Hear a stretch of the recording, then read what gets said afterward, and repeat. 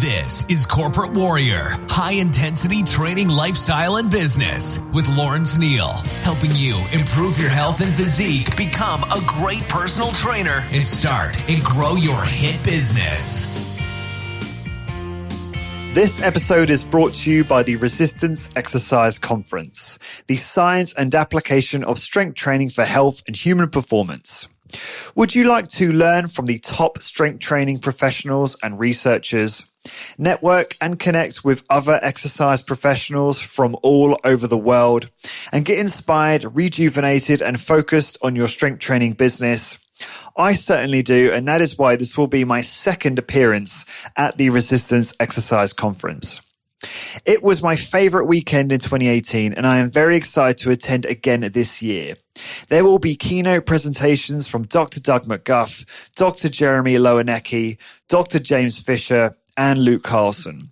Moreover, the attendee has become the center of the conference. There will be a new element where the audience will participate in a crowdsourcing activity to address challenges, questions, and goals for the keynotes to address head-on.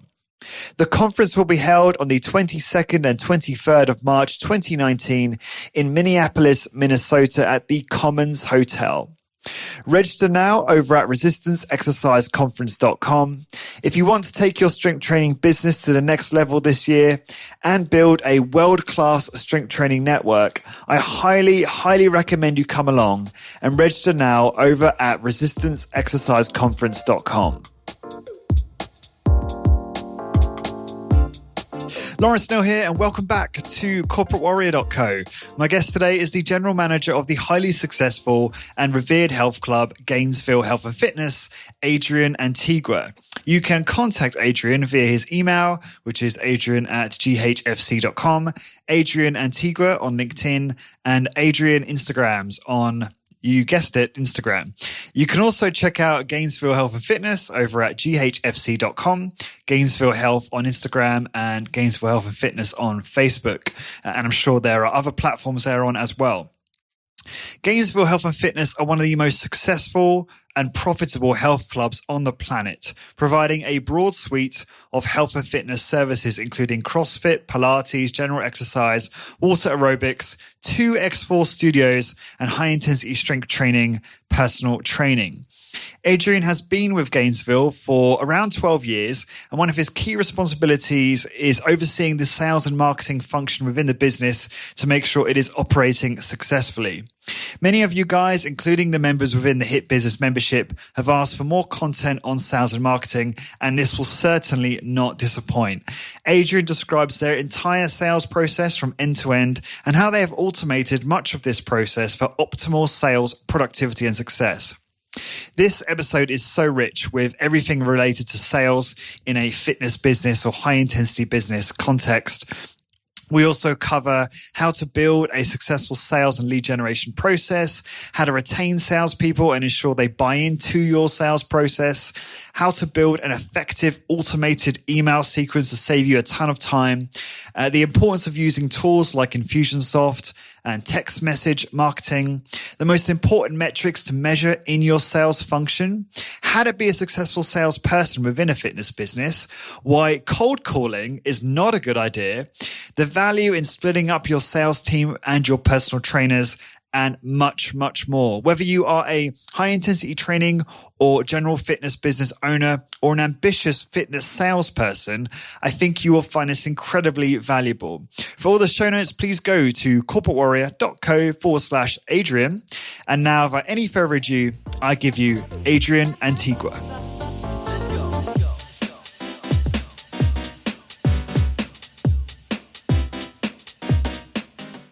Adrian, welcome to the show. Thank you for having me. I appreciate it. No, you're welcome.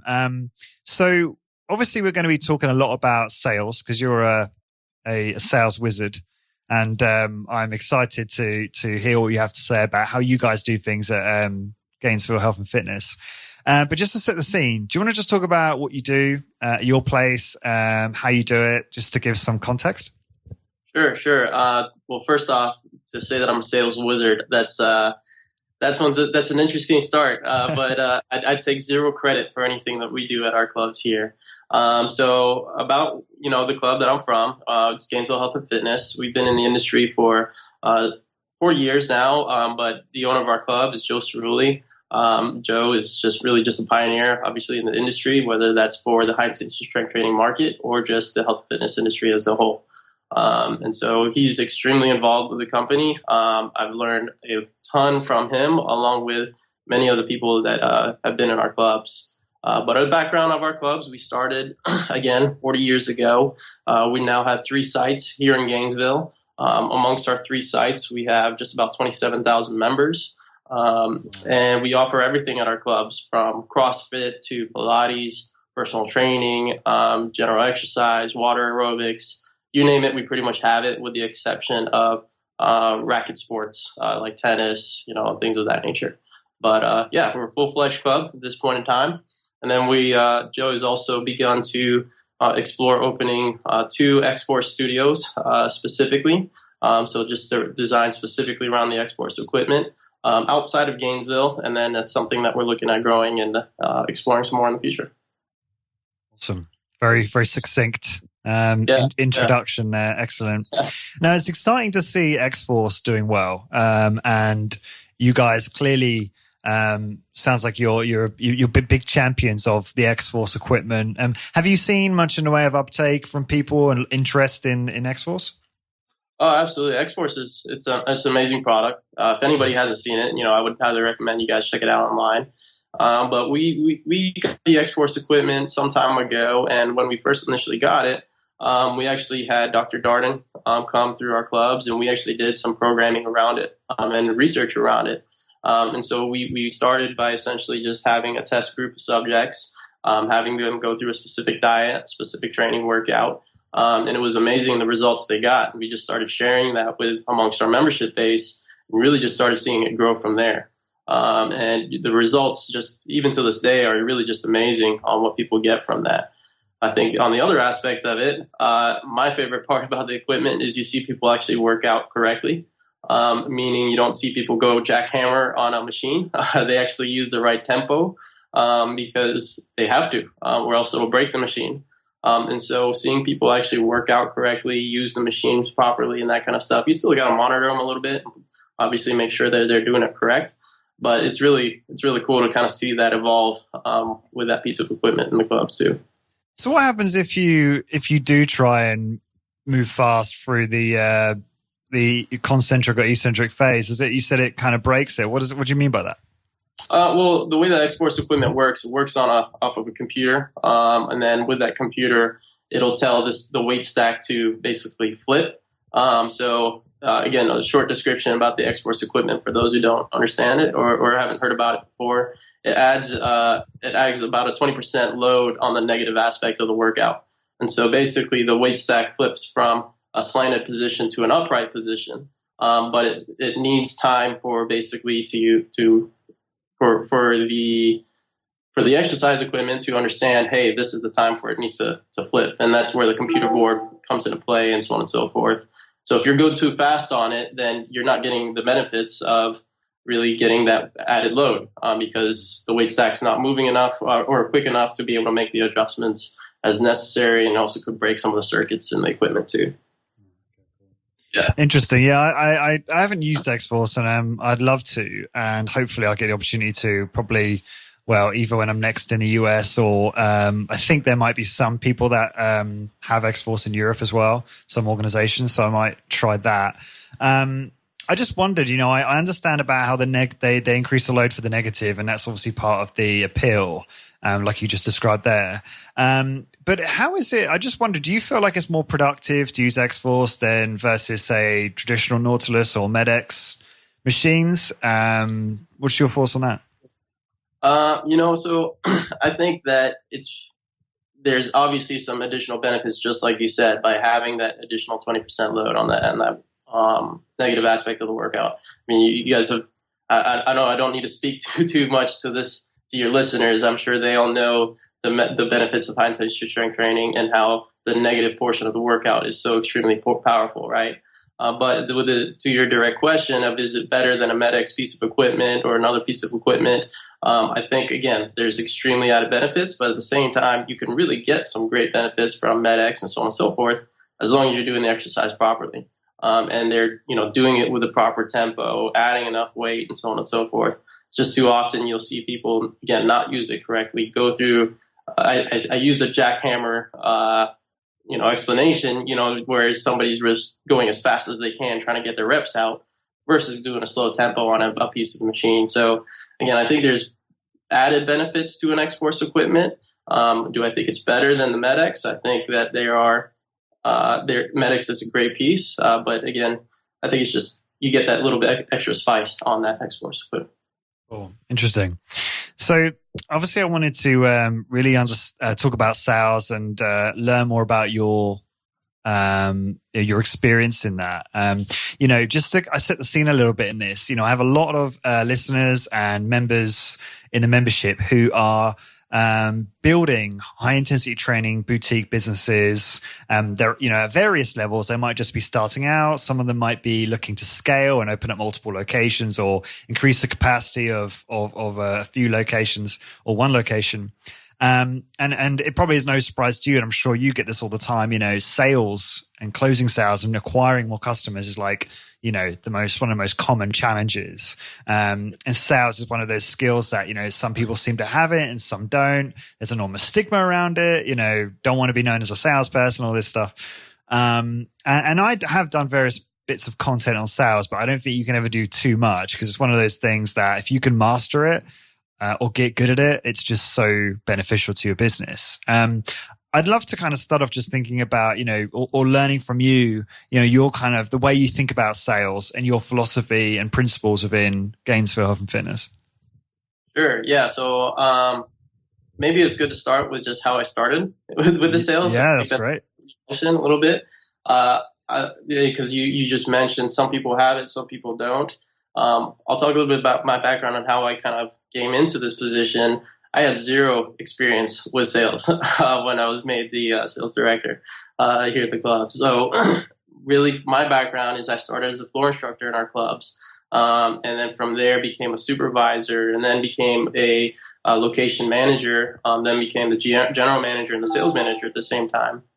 But I remember vividly my first time I had to go through sales training, and not go through training, actually give sales training. It was like the worst training I ever gave in my life, and I feel bad for those people that had to go through the training. I was actually kind of set up by previous general manager, who is my mentor, to be honest with you. So he essentially said, okay, hey, I want you to go through, and I want you to start doing the sales trainings. I want you to take over the sales team. I said, great. I want to learn from you first. Let's see you do it. I want to see you go through the trainings, just so that way I can kind of pick it up from you. So we scheduled out the date, and then, I'm not really thinking, but I'm looking at the date he picked, and it's a week away from his wedding. And I'm like, so we get to the day of the training, and I'm thinking about it, and he doesn't show up. And I call him up. I'm like, hey, what's going on? I thought you were going to be here. And I remember his words were like, you got it. You'll figure it out. And it was, and again, it was the worst thing. I remember we started the training session, and it was literally like 10 minutes in. And I was like, hey, guys, we just need to stop. You guys are not getting anything out of this. I need to learn it more and then figure it out, learn it my way. But essentially, it was probably also one of the best things he could have done, because at that point in time, I knew, okay, I'm just going to throw myself in it. And I just took the time to learn everything. I researched everything. It took basically like 7 days, 24 hours each day, reading, reviewing, studying the material that we had, along with outside material, listening to outside people and trying to see, how do I make this my own? Because I'm sure if I did hear him do it, I would have tried to do everything exactly the way he did. And that just wouldn't have worked for me. And so, again, I thank him for it. And I also tell him every single day I hate him for it at the same time, for setting me up like that. But again, it was the best thing, because now I have my own system. I've created it for the best way I can train it, the best way I can teach it to people. And it's all in my own words rather than taking it from someone else. So that's a little bit of my background there as far as what we do. And then as far as the systems we have here, again, it's a lot of it is what I've taken from Joe and his history with the club. Again, he's got 40 years in the industry, actually additional 40 years. 40 years is when he owned his club. So, I listen to him and take every piece of information he gives me, and I try to break it down as much as I can to try to evolve that to our teams. Yeah, and before I forget, if you want to see one of the most amazing, inspirational videos behind a fitness business, there's a great presentation by Joe on your website, which is also on YouTube, which I watched this morning, which really blew me away. Such a humble, authentic guy, and I can see why he's been successful. And this is very clear to me. So no, I encourage people to watch that, and that will be linked in the show notes as well.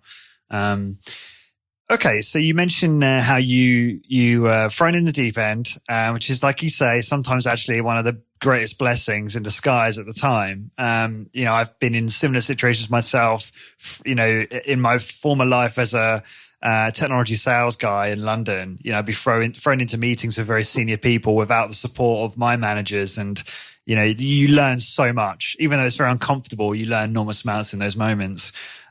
What did you tell us about the system you then created? Like, you obviously, as you said there, went to work, learned sales, read books, read outside materials. What did the system look like? What did you create?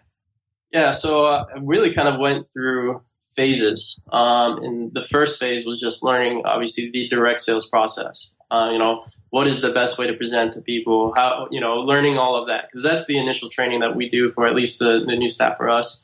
We don't care if anybody has sales background. We essentially just train them on how we want them to do the presentation and what the key aspects of the presentation were. Focusing on the why behind why people want to get started on a workout program, whether that's for a high-intensity strength training program or that's for CrossFit or whatever else it is. So really digging into that and figuring out what are the best questions to ask. What are the leader questions? What are the pre-overcoming questions for objections? Those types of things, and what's the best method for asking those? And then from there, it started to evolve to finding out a little bit more about, what is prospecting, and what does prospecting actually mean versus networking? What are the tactics that you do for that? And then reviewing really past history. When I say looked at all the information we had, luckily for me, I don't delete emails. So I've got thousands of emails of past history of previous sales months, what things that worked, what didn't work, because I still got those numbers even when I wasn't part of that sales team, and looking at what leads were the ones that, best produced versus the ones that didn't produce. So then teaching that to somebody, say, hey, these are the best tactics, and then coming up with really a game plan for, based off of all those metrics, on what is the minimum requirements to reach success in the positions. So figuring all that out. And then I think the next phase was then really trying to figure out how do we get more out of our current salespeople. And so at our clubs, and I think everywhere, there's always this notion of you just need more salespeople in order to get more sales. And there's obviously a struggle constantly to find more salespeople. There's trying to find the people with this talent and so on and so forth. And so in that phase, I started thinking about, well, I've got a great team right now. How do I get them to make more sales? And so we started looking at what are the tools we could provide for them. How do we make things easier for them? And I really got involved in the field of automation. And so we do a lot of automation for our sales team to really help them focus on most of the key initiatives that they have each day through custom programming and different things of that nature. So it's really kind of evolving each day. And I would say at this point in time, my biggest key is probably on the automation side of it. Can you elaborate? I love automation. I love systems, all that kind of stuff. Can you elaborate on the how you've done that and perhaps some of the tools that you use in your sales team? Absolutely. So we currently use Infusionsoft. I don't know if you guys are familiar, who amongst your users are familiar with Infusionsoft. I know Dwayne Wimmer, Vertex Fitness, I know they use Infusionsoft as well too. But essentially what Infusionsoft is, it's a CRM. It's a marketing platform, but it could be used as a CRM. And so what you basically do, the short way for me to explain it is you can set specific sequences or specific campaigns for specific groups of people. Meaning, if you have, let's just say, somebody who comes into your club and they join your club, then they can get a specific set of emails. But if you have somebody who comes in your club, they don't join your club, they are getting a different set of emails. Or if they have an appointment and they don't join your club or whatever else it is, then they're going to get a set of emails. But my sales team is not actually having to manually type in each of those emails. We pre-wrote out all those emails and everything else, pre-built them out. All they got to do is change what tags, what markers those people have to make sure it starts those sequences out. So then it saved them, a ton of time by not having to remember, okay, did I email this person 3 days ago? Did I email them 7 days ago, a week ago, 2 months ago, whatever it is? And it just keeps those people connected via emails or even text messages that we built out for them, again, to just help them along the way. So that way they can just focus on really just the person who's right in front of them or just finding new people to put into that system. Yeah. Familiar with Infusionsoft. Obviously, there's a variety of tools that have that type of functionality where you can segment and tag. Personally, I use ActiveCampaign for my own business, which is similar. I'm not sure what the difference is, but I'm sure there probably are some differences between the two. Can you give us an example? I'd be curious to learn. I mean, I don't want to necessarily go into every single sequence and every eventuality, but I'd love to learn about one sequence in terms of like, okay, let's say someone comes along, but they don't join as a member. So obviously that's a key sequence because you want to follow them up and try and make them become a member, right? So What does that sequence look like, roughly speaking, and what's the kind of cadence? Like cadence is the right word. Like how often are you sending them emails, that type of thing? Yeah. So basically what we did before I created that sequence, I kind of got with the sales team and I said, hey guys, what was the dream scenario? How would you guys like to do this? Because I wanted them to be involved with it too. I've been in many situations with my sales team where I kind of implemented something too quick and they were quick to fight me against it. So I learned really fast, okay, let's get them involved. Let's kind of see what their processes are and how do I make it work for them as well. And so we really sat down and we talked about, what should that perfect process be? And it really kind of came down to the cadence in which you're talking about. And so the first thing that we do is as soon as they are marked as that missed guest, I'll call them missed guests moving forward here. As soon as they're marked as missed guests, the following day, they're going to get an email along with a text that's going to say something along the lines of, thank you for coming to the club. Just glad that I was able to meet you. If you have any questions, please feel free to reach out to me. I think an important notion on all of these things that I have sent out, all of them are meant to just start a conversation. Nothing is a product pitch. Nothing is a sell. Nothing is an offer. It's all just, hey, how are you doing? Whatever else that I can just get a response back. That was something I felt really strong about, is that I didn't want emails or campaigns or texts that were just offers. It was just, how do I just initiate a response? How do I initiate a response so you guys can keep talking again? And so from that first day, then they'll get another message 3 days out, along with an email that's stripped in between there. And then after 3 days, it'll go to 7 days, 7 days to 14 days, 14 days to a month. Okay, so it's always extending the next email, the period between. Can you just give us an example of what some of those emails will say, in terms of the third, fourth, fifth email, perhaps, the type of content that they'll see? So again, that first email is just, great to meet you, so on and so forth.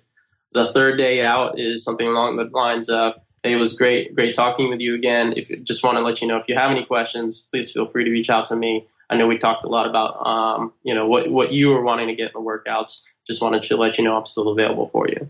Something as simple as that. That's the same as the second one, is it not? Kind of similar. Kind of similar, but again, it's just reaching out to them again. The first email is literally just a thank you. That's it. And then the third one is just reminding them, I'm here for you. Then the seventh day out is, just kind of similar to the same lines of that. They're all very similar. I'll be quite honest with you. As far as differences from one to the next, it's really tough to go beyond that kind of sort of conversation. As we start getting out a little bit further, though, so like the one I really like to see is it's about a month to 2 months out.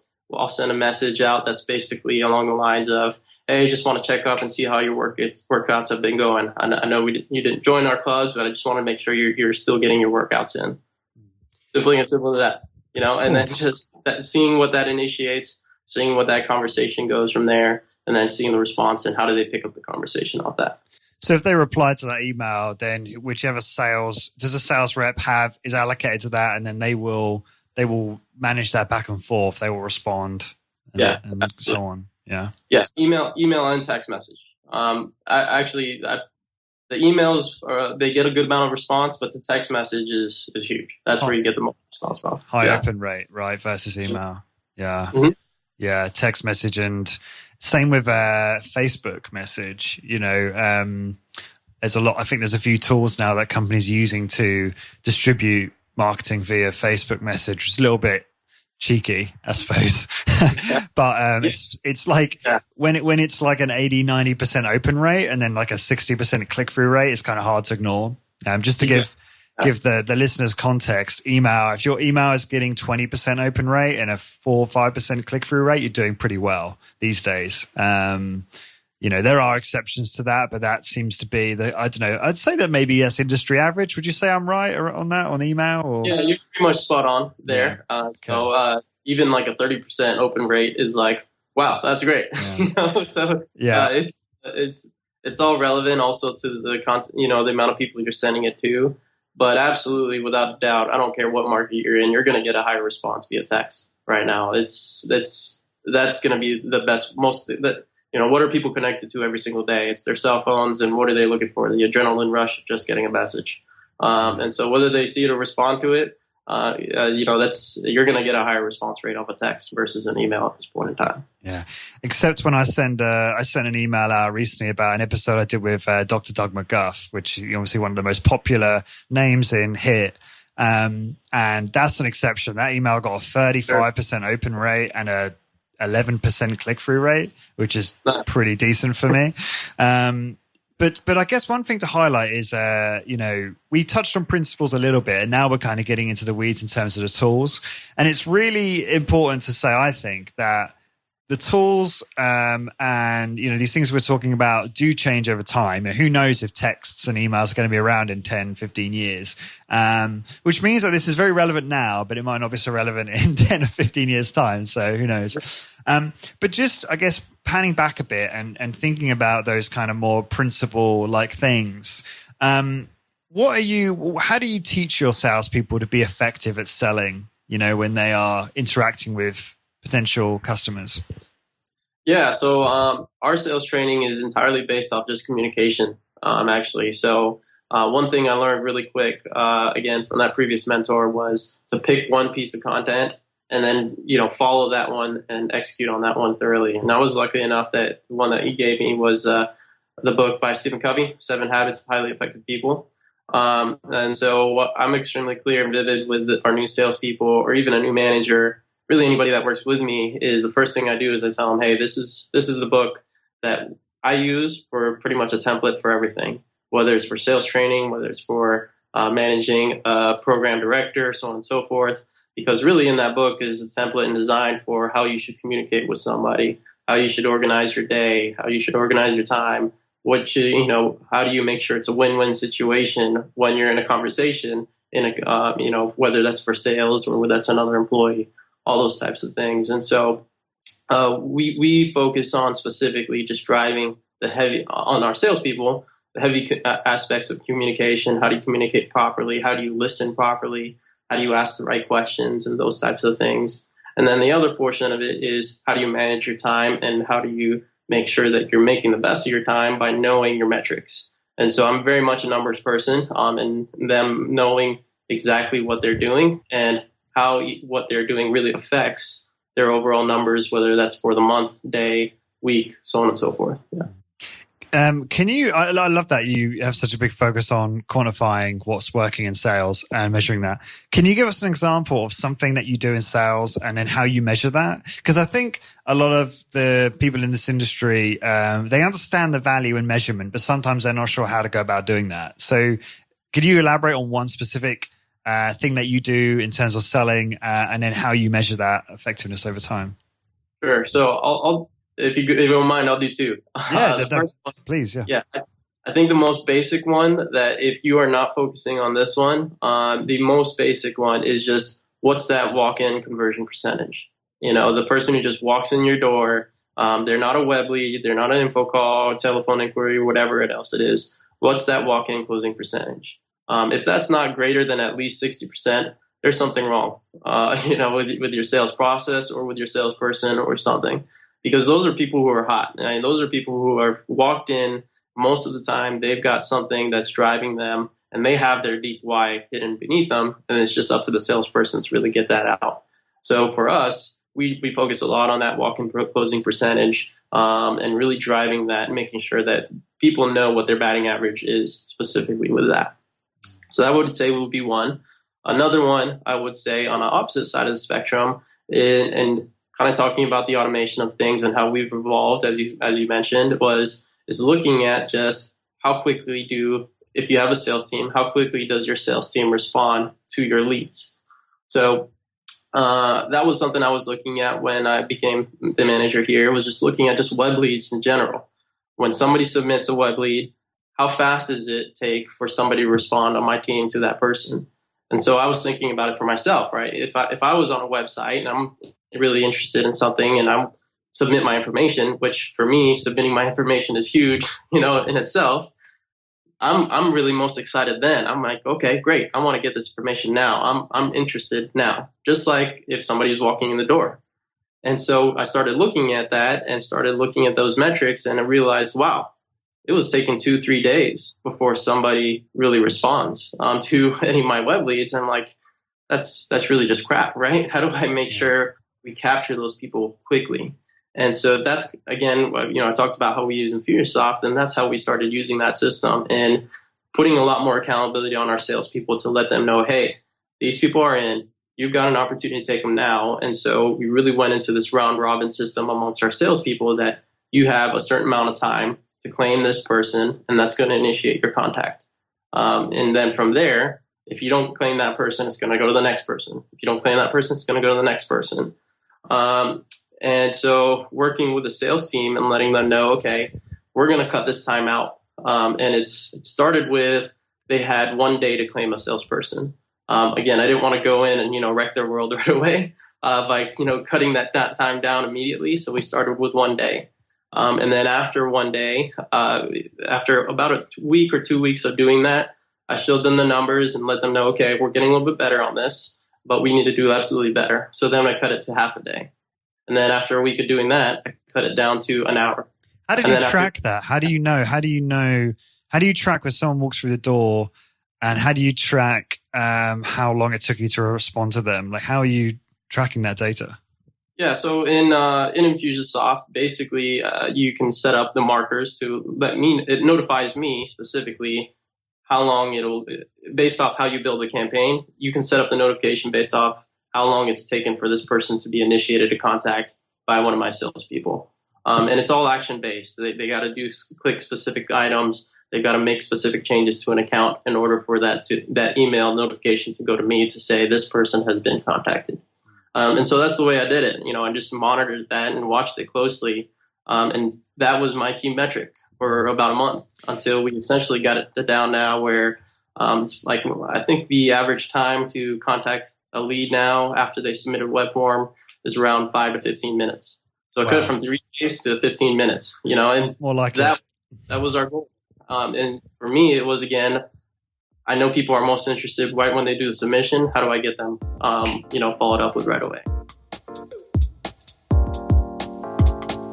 And now it's time for a quick break. Join me this year on the 22nd and 23rd of March 2019 at the Resistance Exercise Conference, the science and application of strength training for health and human performance. We will be joined by the top exercise professionals and researchers like Dr. Doug McGuff, Dr. Jeremy Lowenecki, Dr. James Fisher, and Luke Carlson. You will get the opportunity to connect with exercise professionals from all over the world, get a workout from an expert trainer, and get inspired, rejuvenated, and focused on your strength training business. This year, you have become the center of the conference. There will be a new element where the audience will participate in a crowdsourcing activity to address challenges, questions, and goals for the keynotes to address head-on. This is my favorite weekend of the year, and I am very excited to attend again and connect with you in person.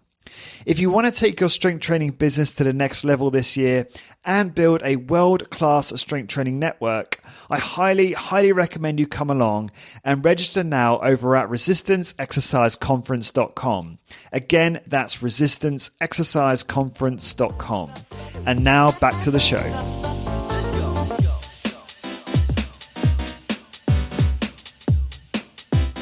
Sorry to interject. No, just something I want to clarify because I know I'm sounding very simple now, but I think the thing I'm still trying to get my head around is how did I even get on Infusionsoft in the first place? Let's take a walk-in scenario. A prospect comes in the door and they go up to their desk and say, I'd like to, get a tour or perhaps join as a member or whatever. What's your process around that? Because I'm guessing you're capturing them right there and then putting them into the system. Yes. and then it's starting from there. Is that correct? Yeah. So for walk-in, it's simple. We just have them fill out a guest waiver. It's an electronic guest waiver so that way, it's an Infusionsoft form where they get directly put into our system. From there, walk-in again is simple because then the sales associate is just going to directly take that account and make sure they do the updates to that account as necessary. For a web inquiry, basically, it's an Infusionsoft form that initiates a sequence.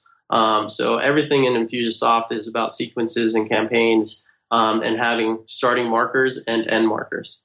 And so the starting marker for the web forms is specifically a web form, right? And based off of that specific web form, it's going to initiate the sequence to round robin rotate to my salespeople. And then from there, within that round robin sequence, there's notifications to me to let me know how many times it's been rotated, and then B, when it has finally been claimed. So when has that initial contact actually occurred?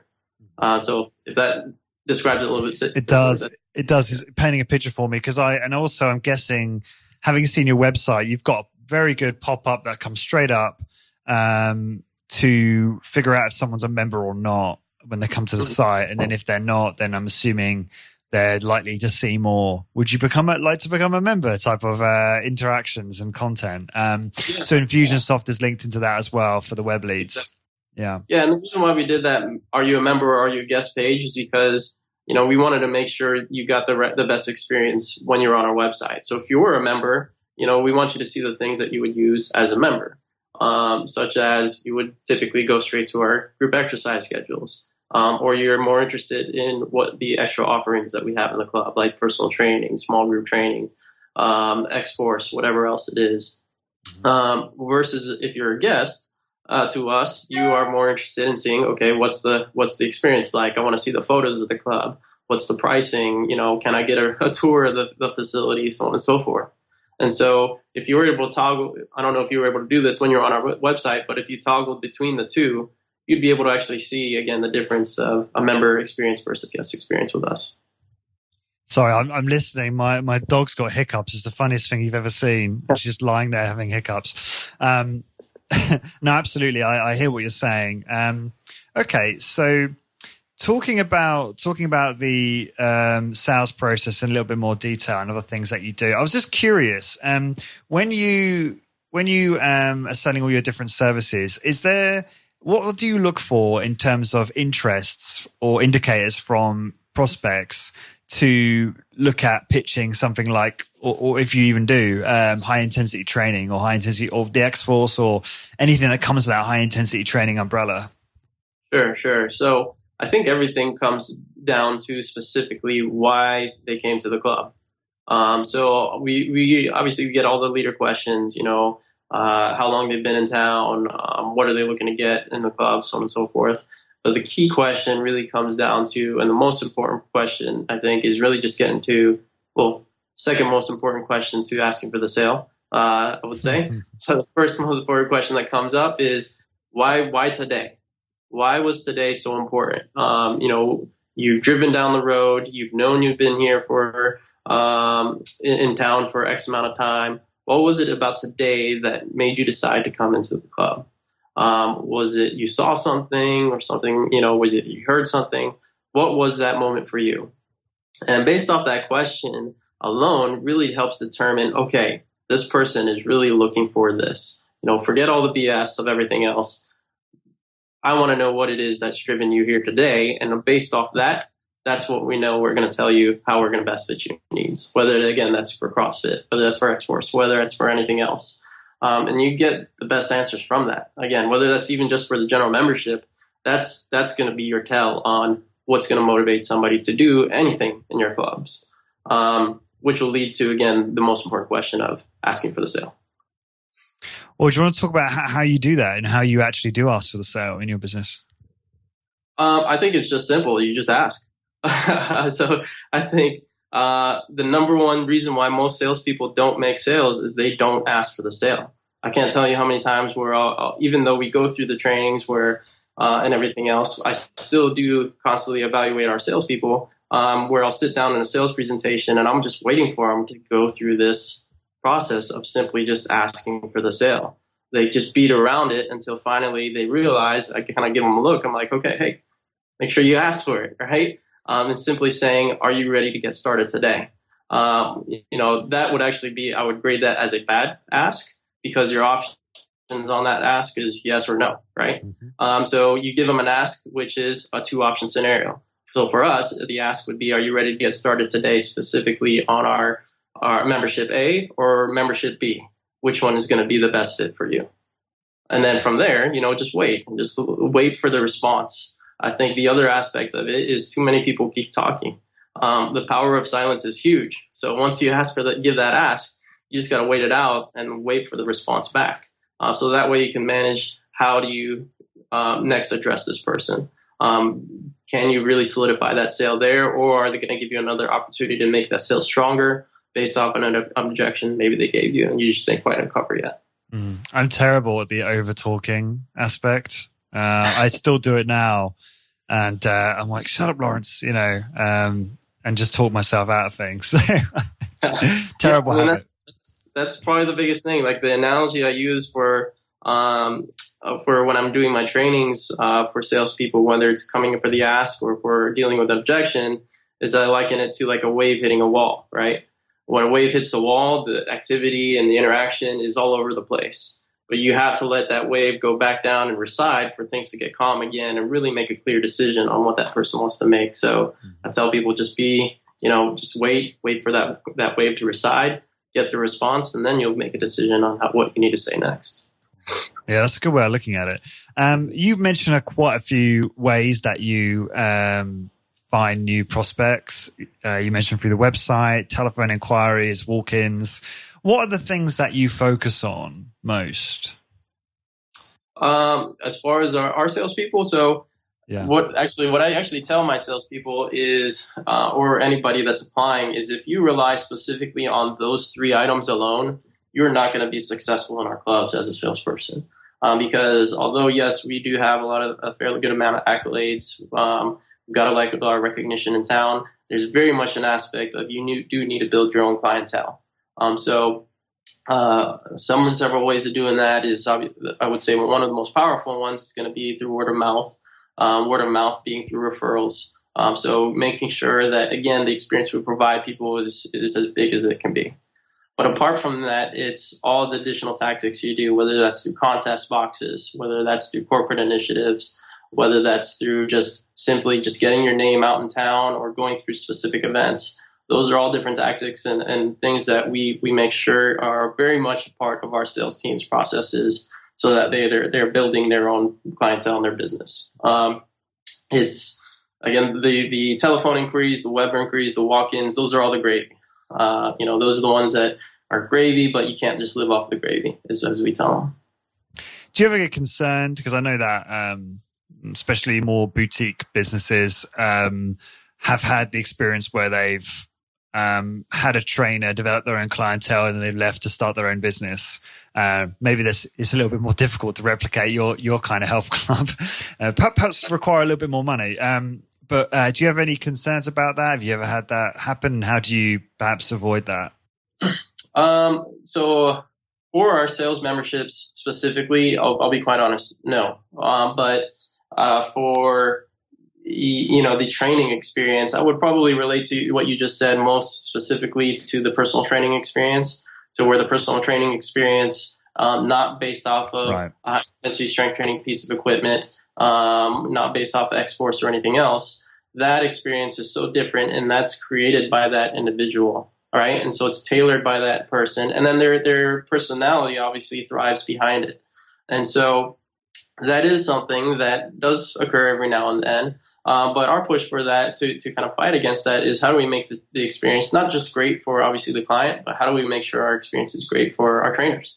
How do we provide everything that trainer needs so they want to stay with us, whether that's not just through the equipment, but also through training and education. So we spend a lot of time on educating our trainers. Our training process is actually quite extensive, probably one of the longest I've seen, and amongst other places I've visited, to really make sure that they've got the talent and the information they need to communicate with their clients, give them the best training opportunities, and so on and so forth. So I think that's the best way that you can do it, is really just take the time to not just focus on your clientele, but focus on your internal clientele and make sure that they're getting the needs that you can provide as a business and as an owner. How much time do your salespeople spend on the telephone, like just contacting prospects? I mean, would they contact people cold, or would it always be some kind of database of leads of people who have perhaps walked in the gym before? Just curious to know how much time is spent on the telephone selling in your business. There's quite a bit of time on the phone, to be quite honest with you. I think to your question of where are they getting those contacts, yes, we do have a database of people who were past members. We do have people who have come in and didn't join, and it's been some time. So yes, they're kind of going through those people. The absolute cold calls, I'll be quite honest, we don't do too much of that, just because they're cold. This is the way to explain it, short way to explain it. So the other aspect of which they're collecting their leads, lists, and so on and so forth is through their own initiatives, whether, again, that's through the contest boxes, or their other business relationships that they have, or just amongst the people that they know directly. So a very simple task that you can do with a brand new salesperson, and to help people get started into that habit, is one of the first activities I have a new sales associate going through training is I have them create a list of 50 people that they know. And before we actually begin training, they need to have that list ready in order for them to start the training. So they create this list of 50 contacts, and I tell them, okay, that's your starting point. Those are the people you're going to begin with, and you created that list. I didn't give you that list or anything else. That wasn't provided by the club. This is your starting point. This is how we follow things moving forward. So that could be a good way to kind of get things rolling. So a list of 50 people in their existing network that they can sell to. Is that what you're saying? Correct. Yes. That must be, I mean, I have no issue with something like that, but I know some people have an issue selling to their existing network. How do you get around, do you get new salespeople say, I don't want to try and sell a membership to a friend of mine? How might you get around that or circumvent that? I'd probably say, okay, you're not in the right place. You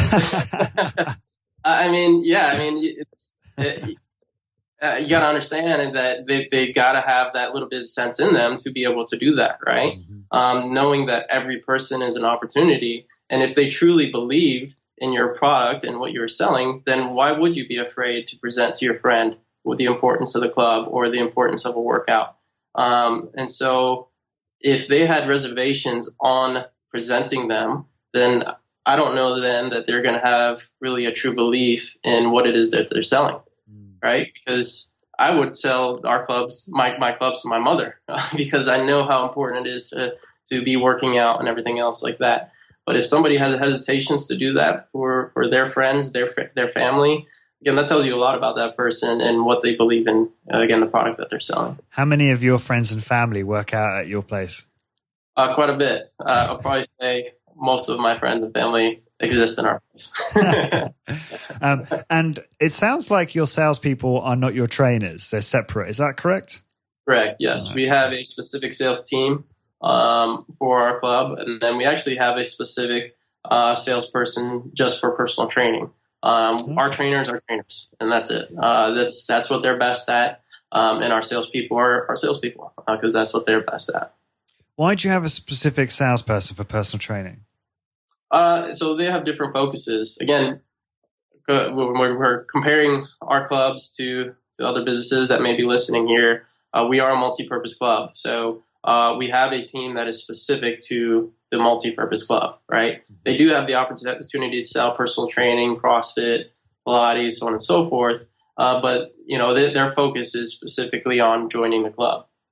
And again, they can have the opportunities for everything else.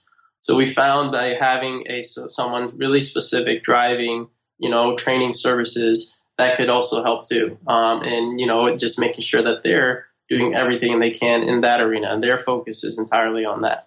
And actually, each director of each program that we have, they're in charge of their sales process actually too. So for our Pilates program, she manages the sales process there. And I just provide the tools for her and make sure that she gets everything that she needs. And I follow up with, how she's following up with everyone and so on and so forth. Same for CrossFit, same for XForce. Cool.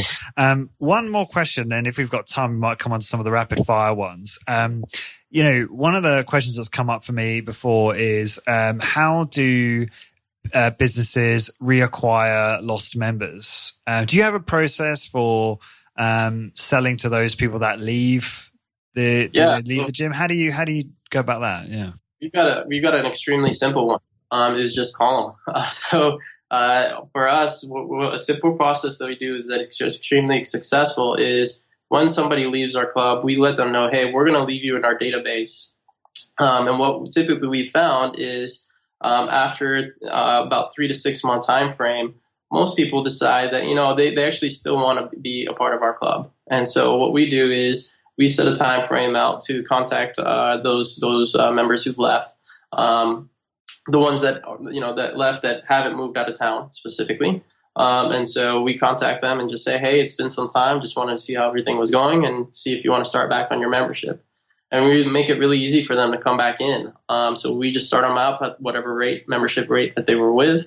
They don't have to pay initiation fees, registration fees, all this and that. It's just as if they were with us the entire time. And that gets a fairly good return rate on that. So I would say that would be the simplest one you can do right off the bat. Yeah, good advice. I think that's an important one. It's probably a large number of prospects and potential customers that business can acquire through those that have left. And picking up the phone is probably the best way to do that. Being able to have a conversation with someone, understand where they're at is clearly the best way. Yeah, absolutely. Yeah. Mm-hmm. Now, a few rapid fire questions. Obviously, the answers don't have to be rapid fire. What is some bad sort of sales advice you might hear in our business quite often? Is there anything that comes to mind? Bad sales or bad business advice? I think one thing that you kind of hit on a little bit earlier was not staying ahead of what's next. So what's the next opportunity? Not to sell, but what's the next opportunity in the ways that you can follow up with people, in the ways that you can automate your systems, the ways that you can look differently on the processes that you currently have. Again, just to relate it to us, there was a strong belief that we needed to have amongst our membership sales team 15 sales associates. And that was what we were constantly striving for. And that was a continuous year after year objective that we felt like we needed to fill, but there was just such a battle to fill it. And so that's where I started just thinking, okay, how do we just do those same amount of numbers with half the people? And that's where we went into the automation realm. And again, now it's looking, how do we get beyond that? What's the next step beyond automation? Or how do we make our automation smarter? So that way it can help our sales team work better, and those types of things. So I think staying ahead and not just sticking to the systems you have, but what are you looking at that can provide additional help to grow the systems that you have in place? How are you looking at improving your sales process at the moment? So some things we're looking at is really just detailing out and even getting more information off of our automated systems right now. I think that's something I could do a lot better job of is, again, I'm a numbers person. I've got a lot of basic metrics that I have, but I really want to delve into it more. And so actually one way we're doing that is through a product called Fitness BI, Fitness Business Intelligence. Robert Jackson, he's a part of my roundtable group, and he developed the program, and he's really helped to kind of key in what are the most important things and how are the metrics actually moving in a specific direction. So a lot of it is going to be based on that data and, how do we evolve that experience even further? Very cool.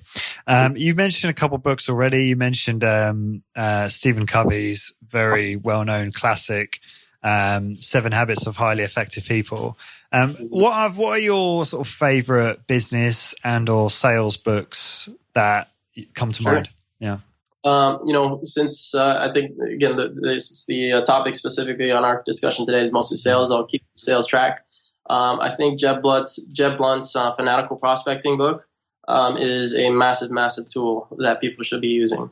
It just talks about simply on, you just need to get on the phone and call people, and you just need to have a system. You need to have an agenda.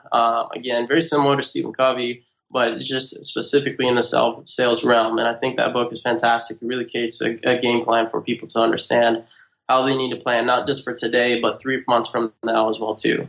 So it's actually another tool that we give our sales associates when they come on with us, another required reading that they go through.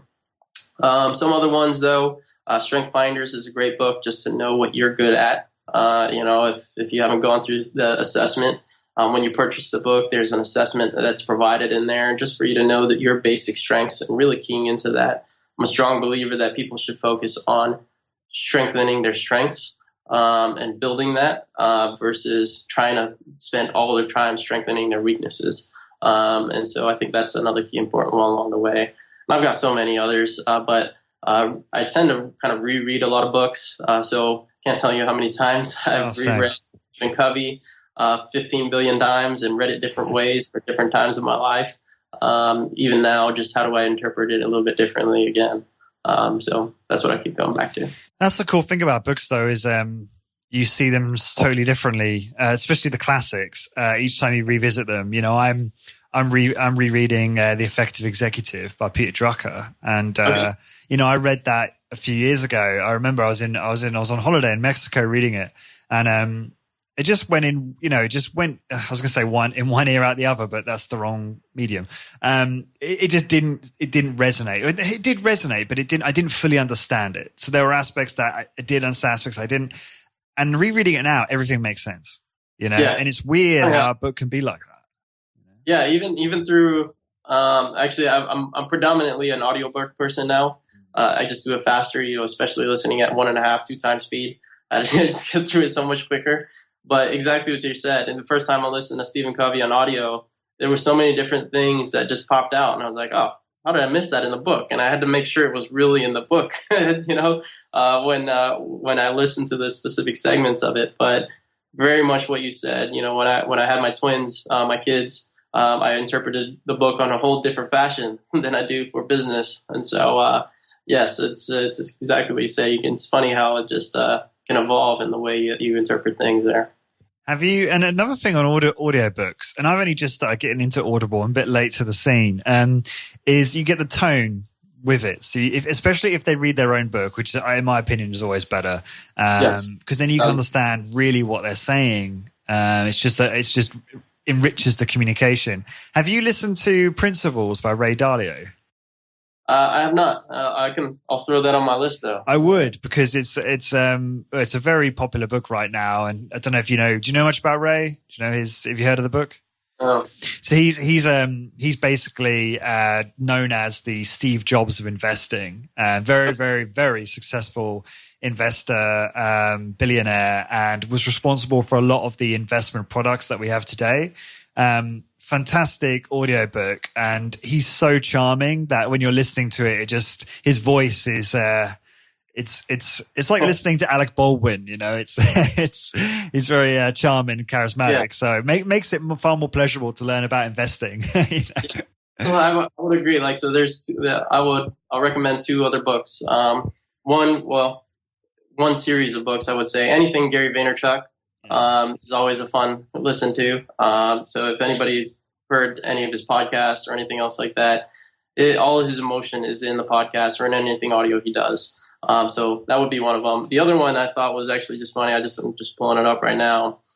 Very much not a sales book, but you can read it as a sales book. Was a book by Aziz Ansari. The book is called Modern Romance, an investigation to romance in the modern age. I just liked Aziz. He's just a funny guy, and I just wanted to hear what the book was about. But to what you're saying, you hear all his comedic nature come out in this Audible book, and then it's funny the things he says and how it relates to actually sales, kind of tying it back to what we're talking about here. He's talking about how you should text people and how you should not text people and that kind of stuff in the book. And I'm pretty sure nobody's ever looked at it from a sales aspect point of view apart from myself. But I think if you look at it and listen to it, you'd probably get some good things from there too. Oh, very interesting. I shall link all this up in the show notes. This has been awesome. Thank you so much for joining me today, Adrian. What's the best way for the listeners to find out more about you and about Gainesville? Absolutely. Just to learn more about the clubs, if you just go to our website, www.ghfc.com, you'll find all our information on there. We are also on Instagram, Facebook, you name it. Just type in Gainesville Health and Fitness and you'll find us on there. As for myself, if anybody has questions for me directly, just email me directly. You can find my email, link it. I'm sure that Lawrence will link it in the bio and everything here. Adrian@ghfc.com.